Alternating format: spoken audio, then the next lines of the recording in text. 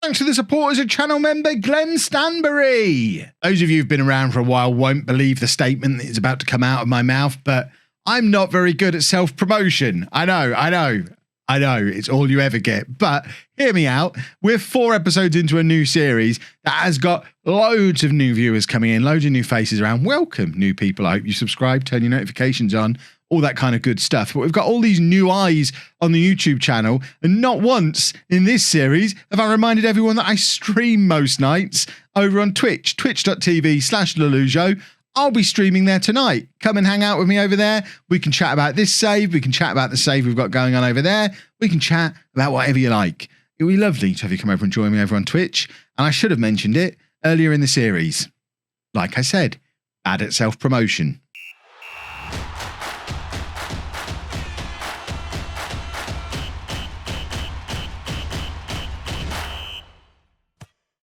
Hello and welcome to part 4 of Non-League to Legend. I'm Kevin. Coming up on today's episode, we are playing Farsley in the league, and then we're getting stuck into this season's FA Trophy. Since you were last with me, we had a little bit of a wobble. I mean, it's difficult to call it a little bit of a wobble. We had 3 games where we just didn't look like winning them. 3 consecutive 1-1 draws, and I was starting to think, oh, here we go. This is more like it. Mid-table. This feels about right for a first season.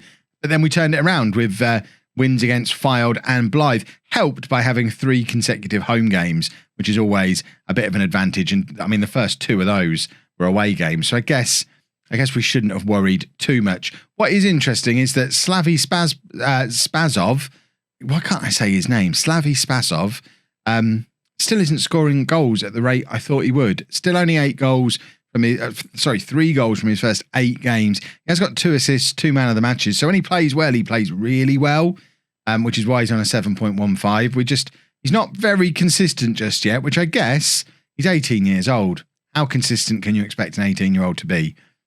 I think he's probably doing okay, but I'd like someone scoring as many goals as Kane Felix, who has got 11 from 11 playing for Guiseley. We're a Guiseley in the league.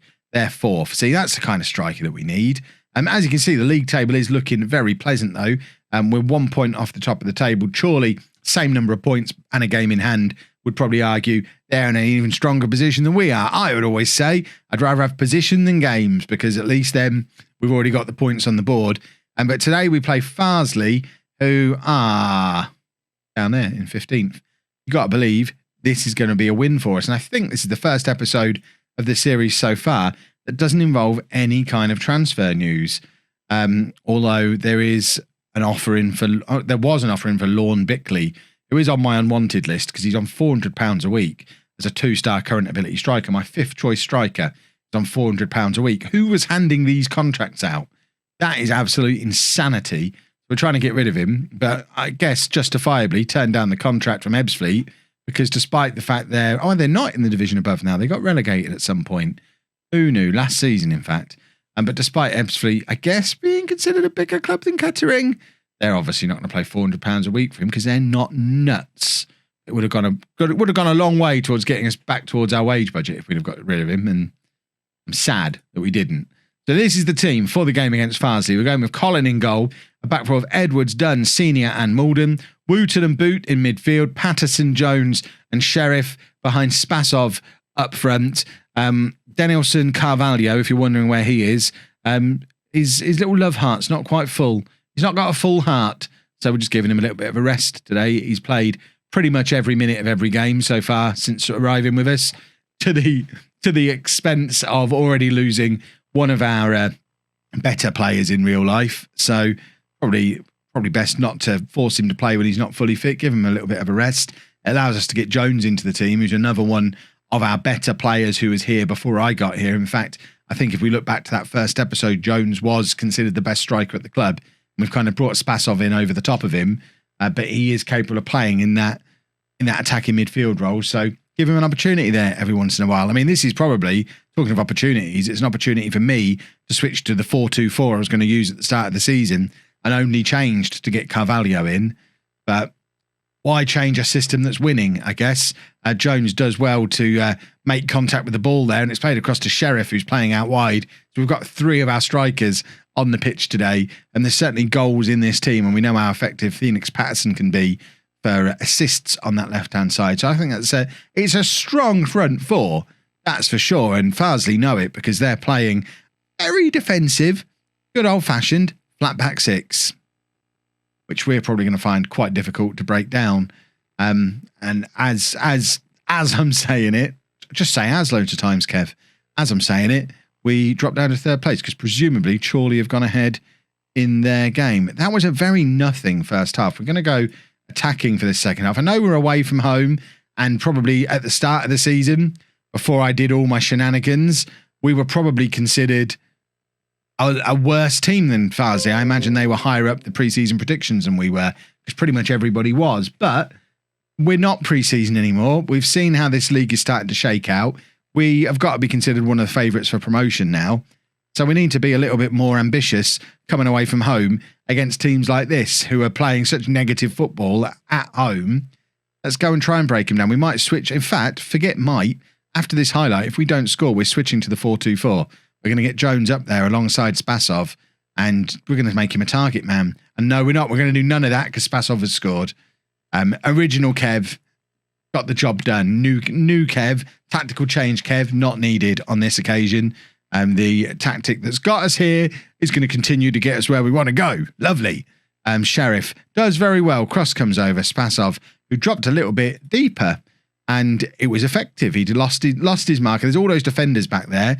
He's dropped a little bit deeper to lose them, and Sheriff knew exactly what he was doing, played it into his path. 1-0, and I've just noticed we've gone top of the league as well. Although Chorley have now gone ahead in their game, but we were above them beforehand, so we should still be top of the league. Can we not? There we go. And there has been an update to the game since the last episode, so I wonder if that's going to stay there now. That would be lovely. If that's what the update is, if it's fixing that, then Sports Interactive, I salute you.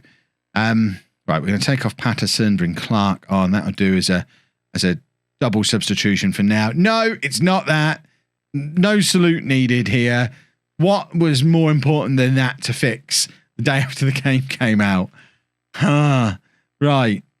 We're going to take Sheriff off as the fight. In fact, who on earth is Dan Holman? 30 years. What is this guy doing here? 30 years old? £450 a week? Not played at all? Get out of my football club. I was going to bring him on, but now I've transfer listed him from the bench and offered him out to clubs via my phone. I'm going to bring on Owen Moore instead to send a message to that guy that he needs to leave. He is stealing a living. I mean, context, £450 a week. That's what? Nearly £2,000 a month. That's like more than the average wage in the UK, isn't it? He's earning like £23,000 a year just to sit on our bench and do nothing, literally stealing a living. I turned to my bench looking for an attacking option. There was a stranger sitting there counting money, and I'm not having it. He's gone. You'll never see that man again. Absolutely furious with him. Who is he? This is why we've got wage problems. It's nothing to do with the players that I've brought in. It's the players that were already here who clearly a few of them need clearing out if they're not going to be making a contribution to playing the way we want to play and getting us up into the promised land of the National League. Spasov collects the ball there. We've got 3 minutes to kill here, and we're still only 1-0 up. We've not actually played very well today. Jones is in, and Jones scores, and it's his 6th goal of the season. I think that's the first he's scored playing from the attacking midfield position, and because normally he would come on as the substitute for Spasov up front, which is why we've not seen Holman before, presumably, because we don't normally have our best 3 strikers on the pitch from the start like we have today. But that's a lovely little bit of football from Spasov, and a lovely late run. I mean, both goals have come from delayed runs. They've played a very defensive system, and we've had to be smart to get our goals, and we've earned them both. And I'm pretty impressed with the performance we've just put on there. That looked like a team that's getting promoted this year, and hopefully that's exactly what happens. Did we end the game top of the league? We are top of the league. Top of the league. Right, now we're going to go and play in the Fat Cup, and hopefully, did we actually offer him out? 11 unbeaten. Is he actually on the transfer list, or is this like if you change your penalty taker mid-game? Oh no, he's on the transfer list. Magical. Just want it on record, I am a little bit concerned about Evelyn Liddell, who before every game tweets, Chapman has to start Colin, right? This is the same Colin who's played every minute of every game so far this season. Evelyn, if you're watching, I promise you I'm not dropping him anytime soon. We don't have another goalkeeper. Just bring it down a notch. You're weirding us all out. And this is the team for Bradford in the FA Trophy, aka the Fat Cup. I'm going to get you all calling it the Fat Cup. We got there last year. We'll get there again this year. The Fat Cup. I'm shuffling things around a little bit again, just because I still don't know my best back four. And I wanted to get Carvalho back in the team. So it's Colin in goal. Don't worry, Evelyn, he's there. Colin's in goal. A back four of Edwards, Dunn, Senior and Malden. Perry and Boot in midfield. Patterson, Carvalho and Brandy supporting Spasov up front. I'm just going to tweak the bench a little bit because, as long-time viewers will know, I rarely pick my own bench. But this is going to be one of those occasions where I look at Sheriff and think, you know what? You've got 6 goals this season. You probably deserve to be on there. Was there a big red box on the thing there that shows whether we're covering positions or not? I didn't get a chance to. It kind of appeared and then disappeared. I'm hoping it was just a glitch as I hit continue to go into the game, because if we've got, who have we got? It's Senior and Dunn. They've got that position covered. But it looked like we had no one covering centre back for a second there. I'm not worried. Patterson, lovely finish from Phoenix Patterson. 5th for the year for him. Puts us 1-0 up. I don't know what league Bradford Park Avenue are in. Shall we have a little look? It's always dangerous to click on opposition mid-game, but we're going to. Apparently it does nothing now, so we can just keep clicking on them. Right, clicking on Bradford. Nothing's happening. How can we look at them? Is there a way to do it anymore? We click nope. Is there any way to click out of the match during a match? We'll go the long way around them. Ha! We're out. Bradford in here. They are. They're rubbish as well. So we should beat them. Lovely. Right, can we have a normal match view back now, please? Found my way out of the match. Kev 1, Sports Interactive 0. Right, come on, boys. 1-0 up. We want a run in the FA Trophy. We've lost. I was going to say we've lost our FA Cup run, but we actually did quite well out of the FA Cup run.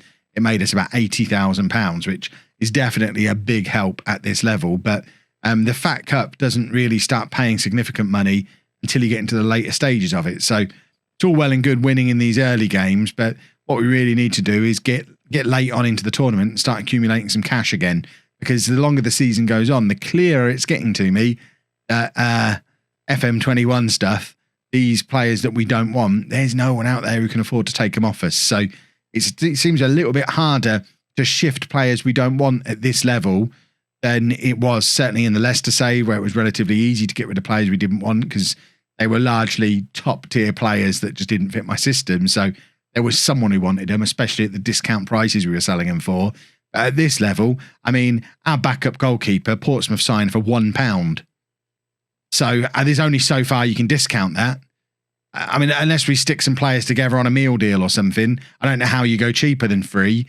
Boot is in and shoots from range and can't get it into the back of the net. But yeah, we've got all these players. We're willing to let them go for nothing, but they're on these insane £400-500 a week contracts for players who any club looking at them can see they've not been playing for a Conference North team this year. They can't get in our side and they're on £400 or £500 a week. So why would they want them? Unless they've got a previous relationship with them and know that they're good and they're going to come straight into their team. I wouldn't dream of spending £400 or £500 a month on a week on a player who I wasn't going to be starting. And how can they have confidence they're going to start them if they're not starting for us? Because there aren't many teams worse than us. So it is a bit of a pickle. Luckily, the entire squad is out of contract at the end of the season. So we can freshen things up a little bit then. But it does mean for the rest of this year, firstly, we're in a position where we can't bring anybody else in because we've got no spare wage budget now. So if we get an injury to our goalkeeper, I'm not entirely sure we can bring a goalkeeper in because we don't have any spare budget to do it. But it also means that we're going to have to run this entire season at a £1,000 a week wage budget deficit. And the only way we're going to make that back up with is cup runs, because we're not going to get player sale money on a squad that everyone's out of contract at the end of the season. So the only way we're making up this deficit is with a run in this competition. That was my long-winded way of getting back to the point I was at when we started. We've got to win this game and ideally kind of get to Wembley. If we can get to Wembley, then we're all right. Carvalho, is he getting sent off here? He ran over to the referee in a panic, but looked like he's got away with it. I don't think he was even booked. Let's make our final change. Have a look at some fitness levels. I'm still not fully into the habit of looking at the new style fitness rather than how well they're playing in the game. We're going to bring Jones on, who can go in there with Carvalho out on that left-hand side. Said Carvalho wrong again. How many different ways have we pronounced it now? I hope somebody's keeping score down in the comments. How many incorrect ways can Kev say Carvalho? It will turn out we'll have a Portuguese person turn up or a Brazilian just say the way you think is right, Kev, is wrong. One of these random ways that you. I'm doing it all based on that fella who used to play for Chelsea, and Ada used to say his name on Match of the Day. So if that was wrong, I've got no hope really. And imagine basing your pronunciation of player names on football commentary on the telly. That's never going to end well. Every commentator says it a different way. Right, our substitution has finally gone through. We need to not let that happen. Oh, right, we're going attacking. We're demanding more. And I think we are going to stick Jones up front. We threatened to do it in the last game. We are going to do it in this one, because his natural role is as a target man. So we're going to put him up there alongside Spasov as the target man, play a proper front two, and go a little bit more attacking, and hope that between the two of them, they can conjure up a goal. Sheriff now on the right-hand side. The other option is to go to a flat three with Carvalho in behind and go super attacking, because Sheriff could go up front as well. But that is a beautiful finish from Sheriff. He doesn't need to go up front. That is a fantastic finish. You know what? From what I've seen in these first 12, 14 games in charge of Kettering, he is the most natural finisher that we've got, because he's done this goal a couple of times now. And this is just beautiful. Look at how well timed the run is. Look at the pass from Perry was brilliant. And the finish from Sheriff, it's a match winner. And hopefully it does. No, we're not going to make the changes now. We'll stick how we were. Thanks very much. Jones just strolled. Oh, I thought I was going to play up front. And he's just plodding back to the attacking midfield position again, where he's going to have to stay. And he's going to have to enjoy it. Right. Jones playing it forward, looking for Spasov, who collects it nicely. Back to goal. I'm putting the blame on Perry there rather than Spasov. Oh, that's some good defending from Senior, though. Senior has been a very, very good signing on loan. We're going to miss him next year when presumably he's not going to be here, because he'll go back to Bolton and surely play, because he's far too good for this level. But that is a good win, although we did make hard work of it against a team we should have been very much capable of beating. But a win is a win. We're still in the FA Trophy, which means money. Look, £4,000. It's £4,000 we didn't have before. That covers a month of me being over my wage budget nearly. So cup runs are great. Tomorrow's video is going to be, I think we can probably start leaving a little bit longer between matches now, because I think we can all agree we're probably at least in a race for the playoffs. So we'll perhaps leave it 5 or 6 league games, come back somewhere around the end of January. Kidderminster, Chorley, Bradford, somewhere around there. Probably not Bradford, because we just played them. Obviously, if something really interesting happens with a Fat Cup, we'll come back earlier for that. But we're probably going to get a chunk of games done now and see where we are late January, early February. If you've enjoyed that, please make sure you leave a nice big thumbs up on there for me. Subscribe to the channel for daily Football Manager videos. And thank you very much for watching.